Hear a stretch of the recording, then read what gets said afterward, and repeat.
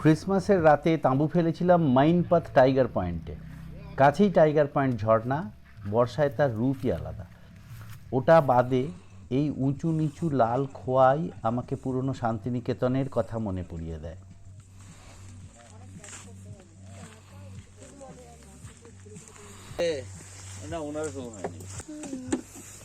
সকালে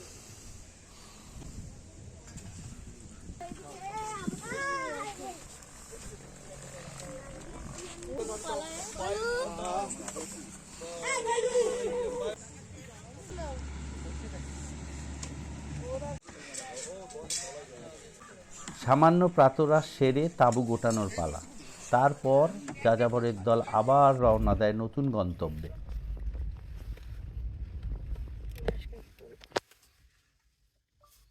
Jogimara Caves. Welcome to Idiots on Wheels, where a tiny boot and a big heart set out to uncover forgotten stories. সামান্য এগিয়েই থমকে দাঁড়াতে হয়, এত মনোরম উপত্যকা।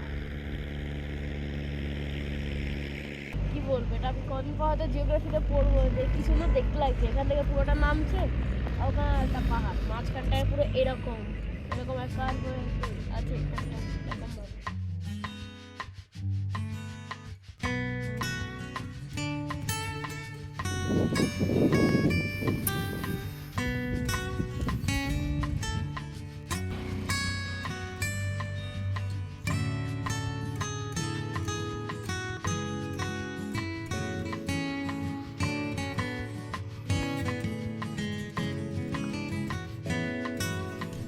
আমার গাড়ির ড্যাশ ক্যামের ছবি ব্যবহার করা যাচ্ছে না, কিছু গোলমালের ফলে ছবিগুলো ফেটে ফেটে যাচ্ছে। তাই পাহাড়ি পথ দেখাতে পারছি না, দেখাচ্ছি শুধু পাহাড়ি রাস্তা থেকে দেখা গ্রাম, গ্রামের মানুষ।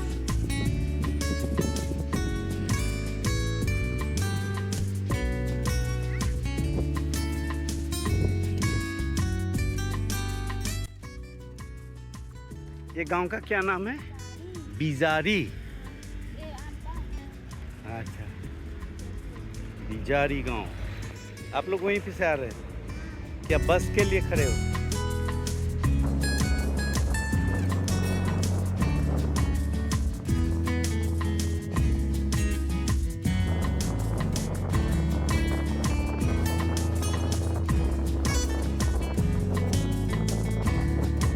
টাইগার পয়েন্ট থেকে পাকদণ্ডী রাস্তায় প্রায় 82 কিলোমিটার দূরে এসে থামি খ্রিস্টপূর্ব 3য় শতকের দুটি গুহার সামনে। পাশাপাশি দুটি গুহা, সীতাবেঙ্গা আর যোগীমারা। রামগড়ে পাথর কেটে এই গুহা যখন বানানো হয় তখন হয়তো অশোকের শাসনকাল, অন্যদিকে রোমান সভ্যতা বিস্তার লাভ করছে। ব্রিটিশ নৃতত্ত্ববিদ টি ব্লোচ 1906 নাগাদ উত্তর ছত্তিশগড়ের এই গুহাগুলি খুঁজে বার করেন।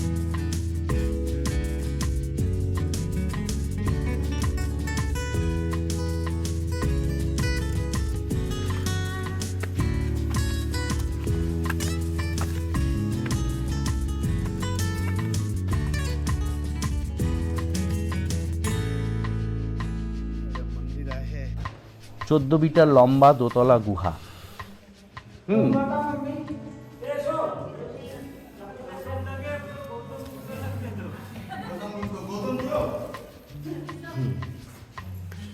ওটা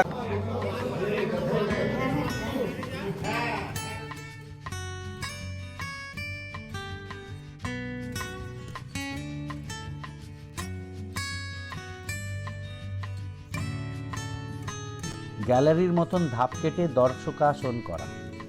এই গুহা পৃথিবীর সবচাইতে পুরাতন উন্মুক্ত নাট্যশালা হিসেবে পরিচিত। প্রচলিত বিশ্বাস, বনবাসকালে রামচন্দ্র সীতা আর লক্ষ্মণকে নিয়ে এই সীতাবেঙ্গাতে বাস করেছিলেন। সীতাবেঙ্গার পাশেই যোগীমারা গুহা। এটিও পাথর কেটে গুহা তৈরির স্থাপত্যের নিদর্শন। গুহার দেওয়ালে বিশেষ করে উপরের দিকে আবছা গুহাচিত্র দেখা যায়। ব্রাহ্মীলিপি ছিল কিছু, কিন্তু আগে তো ঘেরা ছিল না, সেই কারণে এই ছবিগুলোকে সব নষ্ট করে ফেলেছে। কিছু খুবই অল্প ছবি আছে বাকি। আর এইটা হওয়ার পর এখন এই দিকটা কিছুটা নৃত্যরত মানুষের মিছিল, ফুল, মাছ, হাতি ছাড়াও জ্যামিতিক নকশার আভাস মেলে। সবচাইতে উল্লেখ্য গুহার দেয়ালে খোদাই করা ব্রাহ্মী আর মগধী লিপি। এই ব্রাহ্মী লিপি পাঠোদ্ধার করে অনুমান করা হয় বারাণসীর ভাস্কর দেবাদিন্যার সাথে দেবদাসী সুতনুকার প্রেমের কথা। कालिदास जी यहाँ बैठ के मेघदूत का रचना की আচ্ছা আচ্ছা प्रथम काल আচ্ছা আচ্ছা यहीं से बादल का काल लिए এটা জানি না বানিয়েছে না, এটা ন্যাচারাল কিনা। এসব গুহা চিত্র অজন্তা ইলোরারও আগে। আচ্ছা ওখানে একটা গুহা আছে। এই দুই গুহার নিচে আরও একটা গুহা আছে। স্থানীয়ভাবে সেই গুহার নাম হাতিপোল। এটা ঠিক গুহা নয়, সুড়ঙ্গ বলা যেতে পারে। 180 ফুট মতো লম্বা, 15-20 ফুট উঁচু। এটা মনে হয় প্রাকৃতিকভাবেই সৃষ্ট। বছর ভর জল থাকে, বর্ষায় বাড়ে।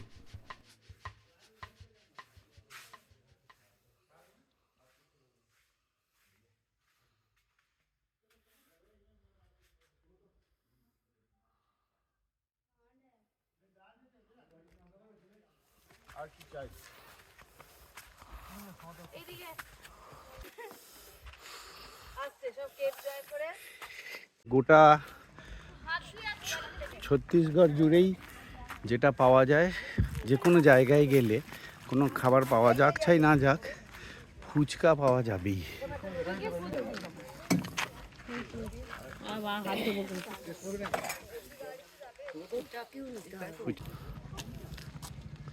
দিনের বেলায় আমাদের গাড়ির অবস্থা এরম থাকছে। ফিরতি পথে 37 কিলোমিটার পার করেই ছোট্ট গ্রাম ছিন্দকোলা, আর সেখানেই রয়েছে আশ্চর্য টিনটিনি পাথর। এটা এটা আচ্ছা ওই দিকটা চল। এ ওয়েট হিসেবে ডিপেন্ড করে। তা পাথর নিয়ে লৌকিক গল্প আছে। একবার এক পরী এখানে নাচ করছিল। গ্রামবাসীরা যেই না তাকে দেখে ফেলে, অমনি সে জমে গিয়ে পাথরের রূপ নেয়। তাই এই পাথর এমন মূর্ছনাময়, পবিত্র। ব্রিটিশ যুগের এই পাথরের ওজন 200 কুইন্টাল।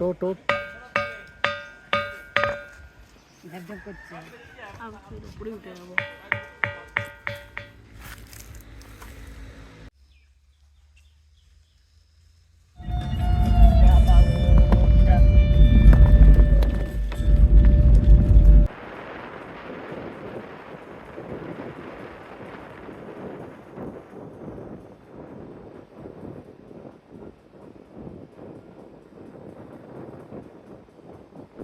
আরও 32 কিলোমিটার প্রকৃতি আর ভূমিরূপ দেখতে দেখতে পার করে এলাম উল্টা পানিতে। খুব বিস্ময়কর জায়গা, যেখানে জল নিচে থেকে উপর দিকে যায়। ওই দিকটা উঁচু, কিন্তু জলটা পরিষ্কার ওপর দিকে উঠছে, দেখা যাচ্ছে জলের স্রোতটা। আরও কাছ থেকে দেখা যাক। উল্টো দিকে জলটা বইছে, মানে দেখ জল তো ওপর থেকে নিচের দিকে আসে, আর এখানে হ্যাঁ, আর এখানে নিচের থেকে উপর দিকে যাচ্ছে। তুই এক কাজ কর, আমরা নৌকোর মতন এইটাকে ভাসাই, চল।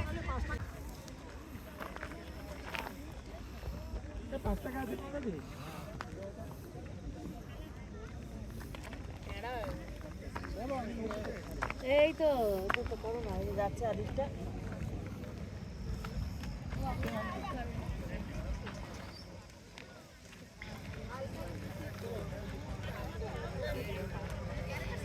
আদিও যাচ্ছে তার নৌকার সাথে। হ্যালো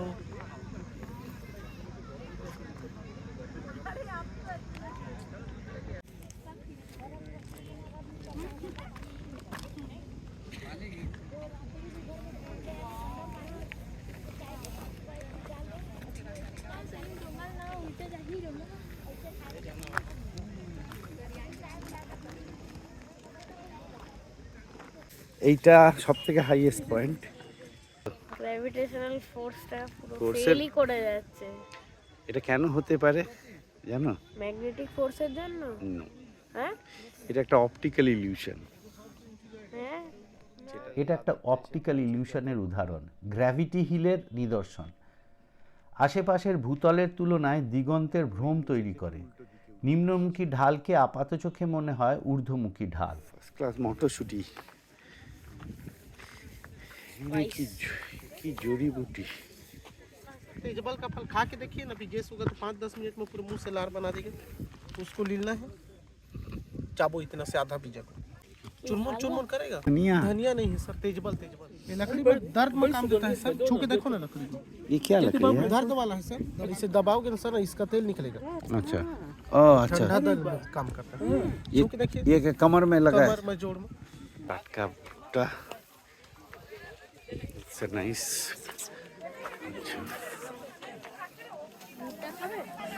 শশা খেতে পারিস, ভুট্টা খাবি? টাটকা শশা দেখা তো। হ্যাঁ, সব रहेगा।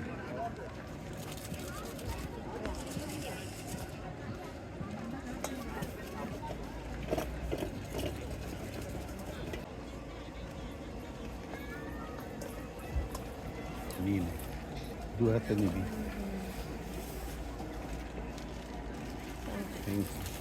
চলো,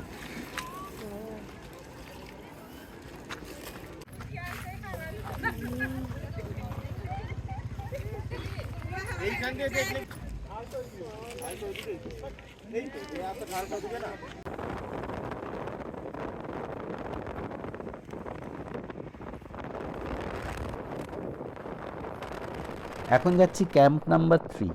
মাত্র 13 কিলোমিটার গাড়ি চালাতে হবে। 1959-এ তিব্বতে চীনের অগ্রাসনের ফলে 1962-63 নাগাদ 1400 তিব্বতী শরণার্থীদের জন্য 3000 একর জমির ওপর এই শিবির তৈরি করা হয়। শরণার্থীরা তৈরি করে বৌদ্ধ মনেস্ট্রি, ফার্ম।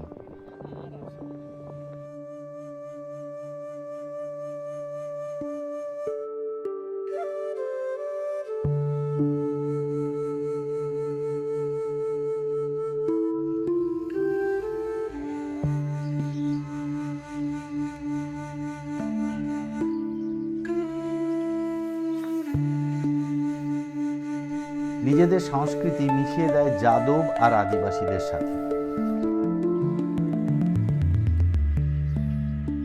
ওম মণি পদ্মে হুম।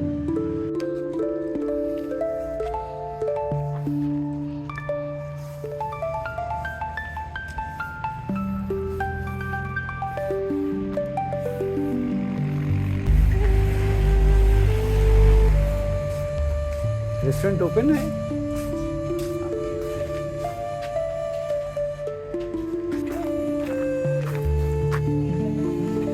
ना, बाजे बोले थे।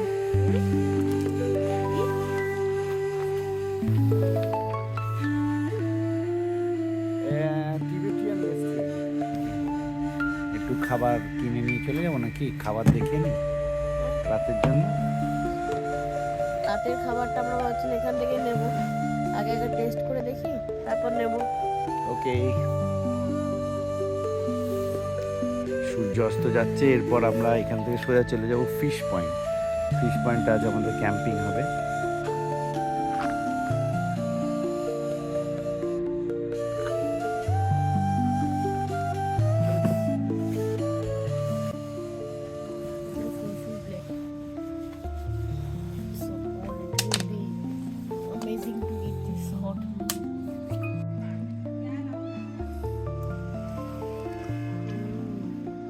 ব্ল্যাক কফিটাও খুব সুন্দর করেছে। ফ্রাইড রাইস এটা প্যাক করিয়ে নি আদি, পেট ভরে গেছে না? হ্যাঁ হ্যাঁ, প্যাক করে নিয়ে গেলে ভালো হতো, রাতে খেয়ে নাও।